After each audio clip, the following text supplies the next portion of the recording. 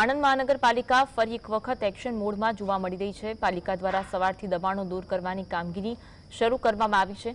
આણંદના વ્યાયામ શાળા મેદાનમાં દબાણોનો રાફડો ફાટ્યો હતો, જ્યાં સરકારી જમીનમાં કાચા અને પાકા દબાણો કરી જગ્યાને આવરી લેવામાં આવી હતી। તે તમામ દબાણોને દૂર કરવામાં આવ્યા। પાલિકાની કાર્યવાહીને પગલે ગેરકાયદેસર દબાણો કરનારમાં ફફડાટનો માહોલ જોવા મળી રહ્યો છે। વ્યાયામ શાળામાં મેદાનમાં દબાણોનો રાફડો ફાટ્યો હતો, જેને દૂર કરવામાં આવ્યા છે। આ અંગે વધુ વાત કરીશું સંવાદદાતા રૂપેશ ઓનલાઈન પર જોડાયા છે। રૂપેશ, આણંદ મહાનગરપાલિકા એક્શન મોડમાં જોવા મળી રહી છે, દબાણો દૂર કરવાની કામગીરી હાથ ધરાઈ છે, વિગત જણાવશો।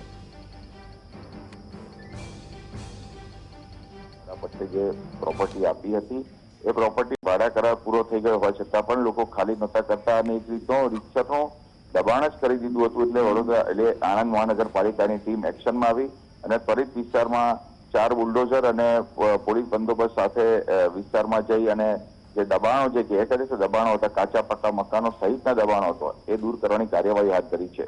જી, આભાર માહિતી આપવા માટે।